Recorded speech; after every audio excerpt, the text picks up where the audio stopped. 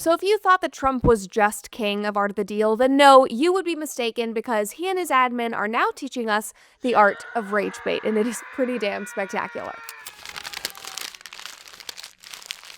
So as you probably remember from last year, Trump's social media team during his campaign was absolutely incredible. I mean, it was just unstoppable, phenomenal. Kamala and her brat Summer could barely keep up. I mean, they literally did not keep up at all with the energy that he and his team were bringing. And you might have assumed that, once they got into office, things would be serious. It would get down to brass tacks. His team would chill out. The campaign team would move on to something else. But no, it has only gotten more outrageous. In fact, the White House themselves recently posted this and says, nowhere in the Constitution does it say that we can't post banger memes. Touche, message has been heard. But the thing is, these are not just wholesome memes. These are attention-getting, rage-baiting memes, and people fall for it every single time. But I do wonder if all of these posts and memes and antics are actually helping or hurting Trump's approval rating. But all I know is that I personally, and us here on The Brett Cooper Show, are having a fantastic time. Now, Sabrina Carpenter and Franklin the Turtle, not so much. Now, before we dive into those stories, make sure that you like this video, subscribe to the channel if you have not already, and of course, ring that notification bell so you always stay up to date on our videos. And, by the way, if you have not checked out Cooper Confidential at cooperconfidential.com, I urge you to do so. We will be uploading fun behind-the-scenes farm vlogs, all of the things every single week. We already have videos up there ready for you, plus ad-free episodes and more things coming. All right, let's just dive right into this. Now, as you guys know, Trump is never not feuding with somebody, whether it's somebody on the left or Thomas Massie or Marjorie Taylor Greene as of lately, but this week, he and his team are currently at odds with two people, Sabrina Carpenter and the publishers of the Franklin the Turtle children's books. Now, ironically, if these individuals, meaning the publishers and Sabrina Carpenter, had just ignored the posts that Trump's team was making, if they had not taken the bait, I would not be talking about any of this. This would not be a story, but they unfortunately, or fortunately for us, could not help themselves. Anyway, to dive right in, all of this started with Sabrina when the White House official account posted this video. Now, unfortunately, we cannot play the video in its entirety and show the song to you because of YouTube copyright rules. Do not worry. I will sing it for you. Some freaky positions. And then she goes, "Da-na-na-na-na-na-na. Have you ever tried this one? Have you ever tried this one? Have you ever tried this one? Have you ever tried this one?" And then it goes, "I know you want my time for life." My really bad singing, but basically that is what is happening in that song. And the song that is playing that I just sang so beautifully for you guys is called Juno. And in it, she says that line, "Have you ever tried this one?" which is her talking about sexual positions. And on her tour, this is the part of the show where she will literally show off a different sex position at every single tour stop on stage every single night. I know, very classy, great, we can talk about that at another time. But the Trump team used that song in this video basically being like, have you ever tried this? AKA, have you ever tried deporting illegal aliens? Here's a different position of how we're handcuffing them, whatever it is.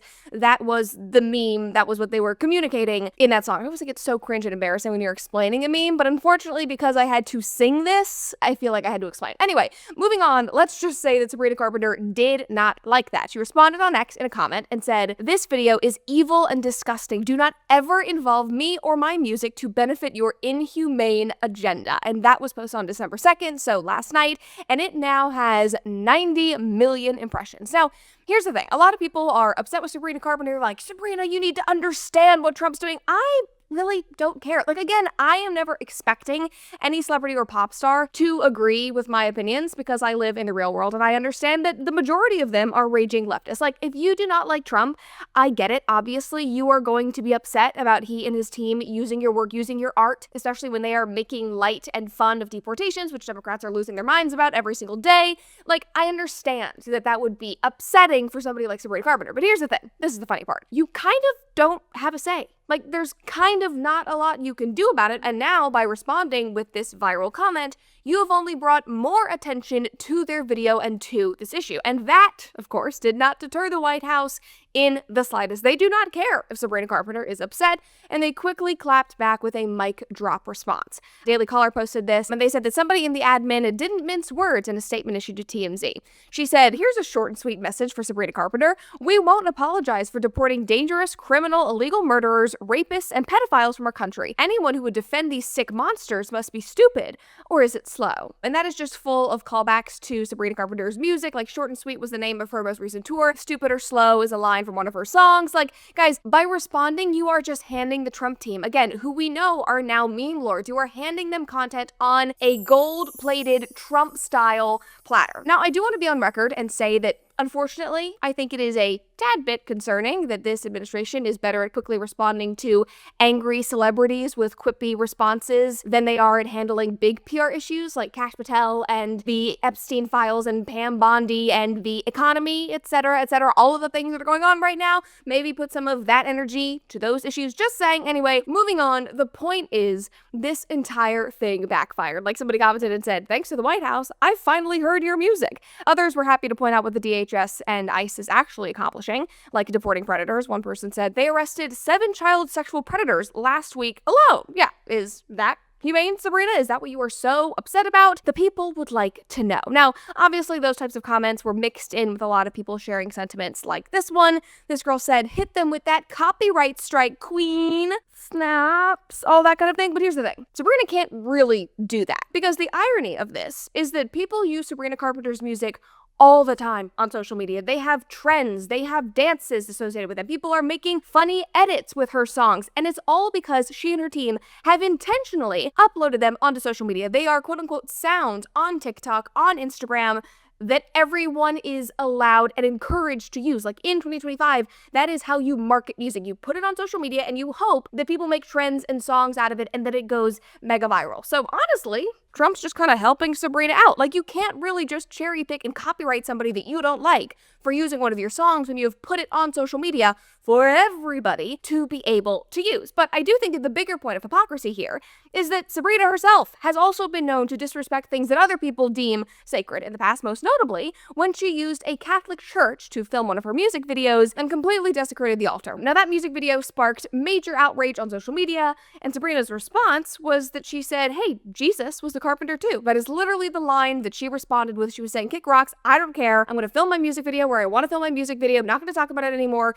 And she moved on. I mean, guys, this was literally me on my couch watching all of this unfold. And yes, this is in fact my Cozy Earth bubble cuddle blanket. All right, now dank memes aside, there's not very much I love more than cozying up on the couch, and that, my friends, is where Cozy Earth comes in. And this Christmas, they can help you give the gift of comfort. Their gifts literally feel more like experiences because they're helping you recharge long after the holidays are over. And so if you are thinking about somebody who deserves a gift that truly helps them relax, Cozy Earth has you covered. For example, their bamboo sheets are the gift of better sleep. I love them. They are made from bamboo for an incredibly soft feel, and they keep you cozy without overheating, and they help you sleep several degrees cooler. And their pajamas, I mean, guys, you know I love them. I lived in them the whole time I was pregnant. And the bubble cuddle blanket, guys, this is the ultimate cozy gift. It is textured. It has this bubble design. It is ultra soft faux fur feel. It is perfect for snuggling up by the fire or elevating any room. Every Cozy Earth product comes with a 100-night sleep trial and a 10-year warranty. So go check them out and give the gift of everyday luxury. Just head over to cozyearth.com and use my code Brett for up to 40%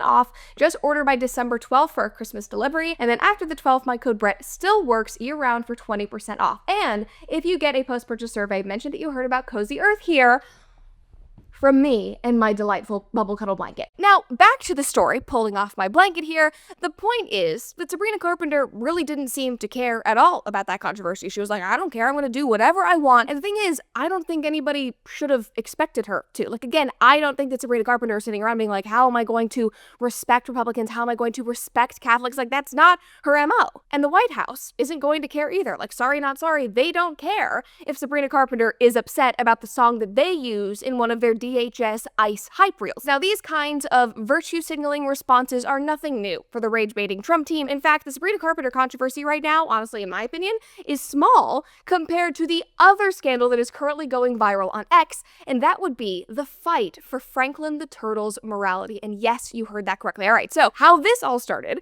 is that 4 days ago, Pete Hegseth posted a meme using the children's book character Franklin the Turtle, and it was in response to the ongoing controversy and discourse about his firing on the narco-terrorist a couple of weeks ago or a month ago. I don't even know when that happened, but we are still talking about it. But he tweeted this and he said, for your Christmas wish list. And it was a memified version of a Franklin the Turtle cover, and it says, a classic Franklin story. Franklin targets narco-terrorists. Now, this is objectively funny and outlandish. It's so random, like most of the Trump admin posts are. Somebody commented and said, I would absolutely buy this book for my 7-year-old son. Same. Like, my baby needs to know what America does to members of the cartel. Just saying. But Some people online were not as happy. Somebody commented and said, have some dignity. Another person said, this is disgusting. Remove Christian from your bio. Okay, remove Christian from his bio because he posted a meme? Because he is doing his job to protect Americans? Okay, let's all calm down. I really don't think this is something we need to get our panties in a bunch about. But the thing is, it wasn't just random angry commenters sprinkled in under his X post.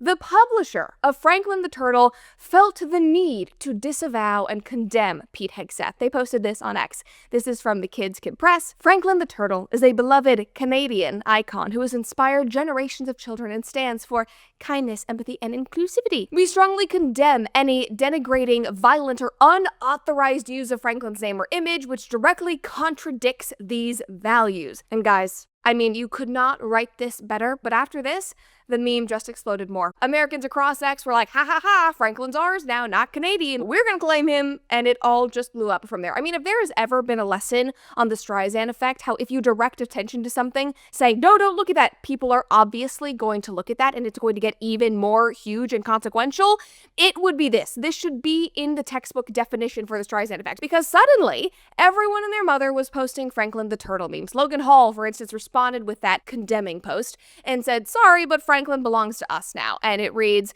Franklin grows tired of immigrants and their behavior. I mean, yeah, I relate to Franklin, especially after yesterday's video, if you guys caught that one. Another person said, we are all Charlie Kirk, even Franklin the Turtle. And they posted this one, Franklin visits a college campus. And guys, it just does not stop. This one was one of my favorites. Franklin the Turtle, drag queens are men. And then there's a drag queen chasing Franklin. Let's talk about my sexuality. And Franklin's going, help. Another one, this one is a collab with Dora the Explorer. Franklin gets a new job and he's a DHS agent. Franklin guards the women's locker room. And there is a, obviously, trans bear trying to get into the women's bathroom. I mean, guys, I have to take something from Pretty Woman because big mistake, big, huge. Sabrina Carpenter, publishers of Franklin the Turtle, this completely backfired. Somebody commented and said, they should not have posted that. Franklin memes are spreading like cockroaches. Like, I literally cannot keep up with how many there are. Like, at this point, somebody needs to write a Franklin Saves Babies from Abortion book. Actually, maybe Preborn should do that. And Preborn needs your help. This year alone, through their network of clinics, over 38,000 babies have been rescued through their work of providing ultrasounds to moms in crisis. Those ultrasounds that Preborn offers double the chance that a mom will choose life. But they don't just stop there. Preborn cares for the mother too, providing counseling, classes, clothing, baby tools, all the items you need, and ongoing financial support for up to 2 years after the baby is born. This is the kind of support that makes motherhood possible. You can be the hero in a mom story by giving $28 to sponsor an ultrasound through Preborn, giving her the chance to see her baby and choose life. Just go to preborn.com/Brett to donate. Again, that is preborn.com/Brett to support them and help save a baby. And guys, that is the type of giving that reminds us what this season is really about. And Hallow can help you do that too with their Advent challenge, Be Still. Now, this year's challenge aims to help us reclaim the peace and the purpose that Christmas was meant to bring. Because obviously somewhere along the way, Advent became a marathon of gifts and parties and dinners and decorations. But what is the point of all of that if we're just left exhausted and distracted by December 25th? And that is why I love what Hallow is doing this year. Their Advent challenge, Pray 25, Be Still, features reflections from Chris Pratt, Gwen Stefani, Jonathan Rumi, and so many more. It is a call to pause, breathe, and remember the real story of Christmas, one that wasn't cozy, but raw and uncertain. A young woman's life upended, a man trying to protect his family, and a corrupt ruler trying to destroy it all. And yet somehow they found peace. Through Pray 25, you'll meditate on Psalm 46, Be Still and Know That I Am God, with insights from The Read of God and Ruthless Elimination of Hurry, books that speak deeply to our busy lives and help us find stillness and divine peace in a very broken and busy world. You guys can try Hallow free for 3 months at hallow.com/Cooper. Like, seriously, check it out. It is the perfect way to reset before the whirlwind brings. Again, that's hallow.com/Cooper. I mean, again, the lesson here is that if you want something to blow up out of proportion and take the internet by storm, you respond in a very dramatic, serious way. You literally direct attention to it. You give your opponent something to mock and respond to. It seems like common sense. It seems like maybe by, 2025 being on the internet for this long, we all should have learned that. But apparently not. And the interesting thing is, I think that these publishers, the Sabrina Carpenter types, I don't think that they care, or that they have even stopped to think about the implications, because I think the goal is not actually to stop directing attention to these memes and these videos. It's actually just to bring attention to themselves so that everybody knows how amazing of a person they are, that Sabrina Carpenter stands against ICE, that Franklin the Turtle will not stand for these memes. Like, you will not stand for whatever the current thing is that the Trump administration is doing. doing. It's virtue signaling. That's exactly what it is. And again, this is nothing new for the Trump team. I mean, it happened very recently with another DHS video when they used an Olivia Rodrigo song, which by the way is just ironic because Sabrina Carpenter and Olivia Rodrigo have actually feuded over a boy, but now they're on the same team. Anyway, that's just ironic to me. Probably not ironic to anybody else, but it is funny to me, who is very embedded in pop culture. Anyway, back to the point, Olivia responded and said, "Don't ever use my songs to promote your racist, hateful propaganda." Again, basically the same line. Now, to her credit, I will say, Olivia actually pulled down that entire song from social media. She was like, "No, I'm actually not going to give you the opportunity to use this." It was literally stripped from that White House video. If you go onto their social media and click on it, it has no sound anymore. So at least in Olivia's situation, she actually did something about it instead of just grandstanding for brownie points. So I can at least respect that a little bit more. You have a difference of opinion. You don't want him to use it. You literally took it off of social media so that nobody could use your song, including Trump. And in my mind, again, I can respect that a little bit more than just posting angry comments on X. Anyway, moving on. This whole thing is so common now that there is actually an entire Wikipedia page that is dedicated to musicians who will not let Trump use their music. Some examples of this are ABBA, Adele, Aerosmith, the Beatles, Beyonce, Bruce Springsteen.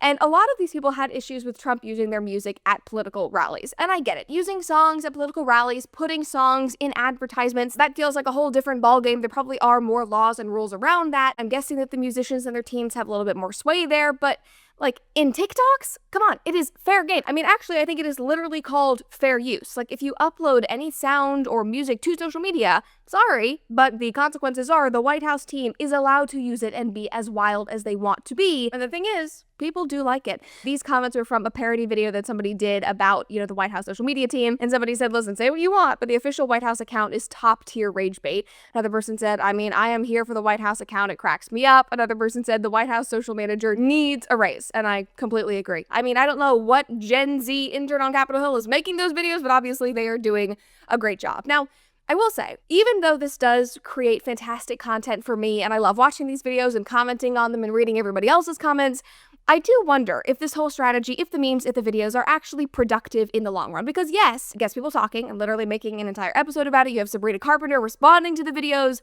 But I do feel like at some point this charade, if we want to call it that, could get old. And their team, in my opinion, should be prepared for that, and they should have a new strategy ready to go. Because people have liked it. Laughs have been had. I think that it, in large part helped Trump win the election. But as the weather gets colder, as it gets darker, as winter is closing in on everyone, Trump's approval rating is dropping, unfortunately, especially with young people. And I don't know if dank memes are really going to cut it at the end. Somebody commented and said, people want more than internet trolling. They want to see results and stability.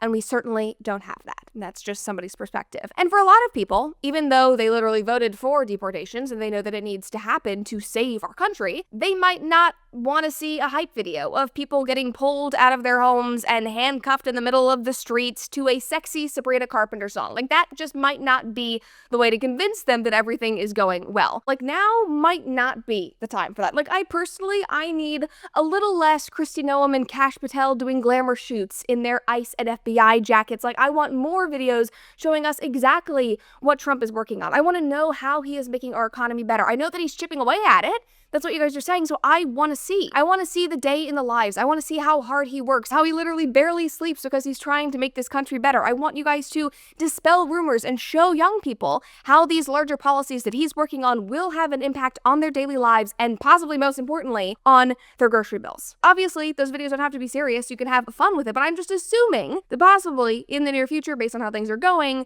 it might be more effective if you start to sprinkle in those types of videos amongst the other videos of the ICE agents looking like they are the cast of Mission Impossible. You don't have to take my advice, but that's just kind of what I'm thinking.